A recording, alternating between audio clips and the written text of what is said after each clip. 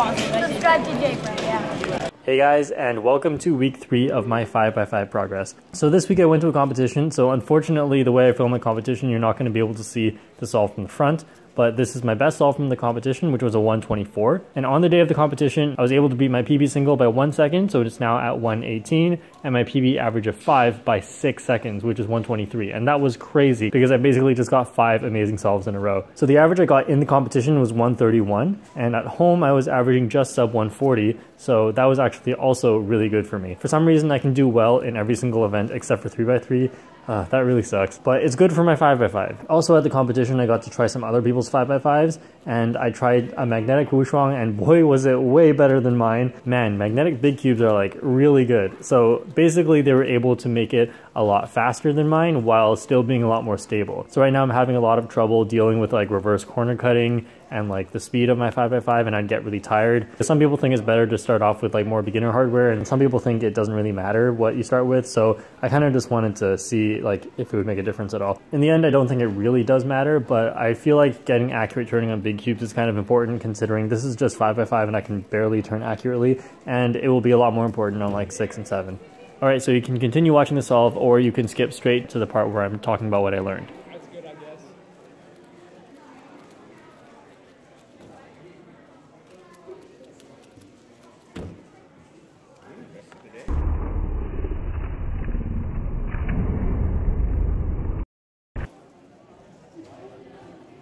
So last time I was talking about last two centers on 5x5, and I'm going to go over a few cases that I missed from last time that you can also do 2gen. So I think the most intuitive way to do this case, whether it's from here or from here, is to move both corners into the front layer, do U2, and then put them back. And then now you can just insert that bar. The total move count for that is 7 moves. So there's actually a 2gen way to do this that's also only 7 moves. So that's why I think it's always better to do this one 2gen. No matter it's pointing this way or it's pointing that way, you can do R U2, R prime U2, and then you can set it up like this. Then you can just insert. So that was for pointing up. If it's pointing down, you can also do the same thing. R U2, R prime U2. Then you have this case. All right, now if we have the edge inserted in here, but we have 2 corners on top, so if they're next to each other, then just put them on the right side and do triple sexy move. All right, so now if you have the edge inserted and the corners are diagonal from each other on the top, this one's also pretty simple. So all you have to do is look at the corner that's on the right side and match the edge with this corner. So that would mean putting the edge over here, so like this. And then now you end up with this case. So now instead of the corner being on the bottom, if the corner was on the top, you can do the exact same thing. The corner on the right, you match the edge with it. So that would mean putting the edge over here. So put the edge over there, and then you get this case. So with that out of the way, the next thing I'm going to be talking about is how to make centers in general. And so the idea behind making centers is to first make a 2x3 rectangle and then attach another 1x3 afterwards. But how you make the first 2x3 rectangle, there are a few ways, and I find that some people don't use enough of different ways. So the first way is to just make bars. So for example, here we have this one can go into here, and then we have these two and this corner that we can attach together, and then just insert like that. Now, another way you can make this first 2x3 rectangle is by making squares. So here we make one square, and then we're going to have to attach one more 1x2, and that is over here. So we can attach it like this, and that makes our first 2x3. And the last method for making 2x3s is to make a T shape. So for example, we can attach this corner up to here, like this, to make the first part of the T, but we also want this edge over here. So we can get one more edge here like this. Now, when you have a T shape, you can take an edge and insert it onto the intersection of the T, then do U or U prime and bring it back. So that makes the 2x3. So generally for all centers, it's best to come up with the best way to do it for that particular case. So here I'm just going to do some examples. So I think I'll start with white here because I have this and this. So when I see these two, my first thought is actually not to make a square like that right away, because if everything else does not really suit making more squares, then that might not be the best option. So when I see these two bars, another thing I'm thinking is how can I turn these both into 1x3s and then attach them? So what I could do is attach this edge center to the top here, and then now all I have to do is attach a corner center to here, so like this one, and then attach that to the top. So I think that's what I would have done for this particular center, and I don't think squares might have been the best for this one because typically I will do squares if I see a lot of 1x2s, but if I don't see enough 1x2s, then typically making a square is not that great.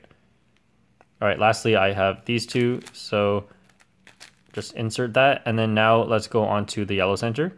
So for the yellow center here, I'm actually going to make a T. So one thing I talked about in a previous video is if you see this kind of like gun shape that's shooting a bullet upwards, that's just what I think when I see it, then you can attach an edge center over here and then turn that into a T like that. So if you didn't know about making T's, then another thing you might think about in this situation is ignoring this corner here. Whenever you have this little pattern, then if you attach an edge center onto it, you can make a square. But in this case, making a square is not so great because it's hard to find other pieces that can attach to that square, which is why that's not what I would have done. So instead, I would make this T first and then look for another edge center. So I have this one and this one that I can attach to it. So I'll just go ahead and attach this one, then make my last 1x3 and attach it to the top. So at this point, I would start solving some white centers because I'm doing Yao, but I just want to keep going over the regular centers to show my decision making.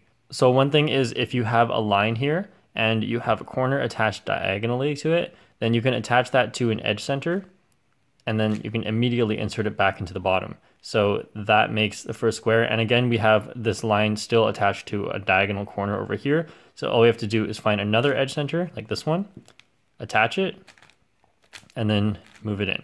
So that's making the first 2x3. Then for the last 1x3 part, then you'll just have to do it normally. So here we have this and then insert.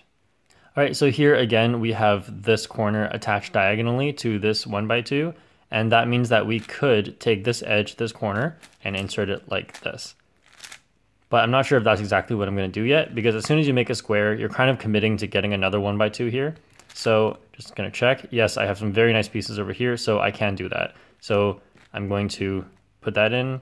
Then what I can do is take this 1x2 and insert it into here. And then lastly, just make the last last one and insert it into here. All right, now what I have here is actually a T. So with this T, I can take this edge center and insert it like that. Then just do last two centers. All right, so from this video, I hope you were able to get a good idea of the different ways to make your first 2x3 block on centers. So you have T shapes, which I generally use most often, squares, which I use second most often, and then two 1x3s, which I typically don't use very often unless I can already find two things that are already very close to being 1x3s. All right, so that's it for this week, and I'll see you guys all next week.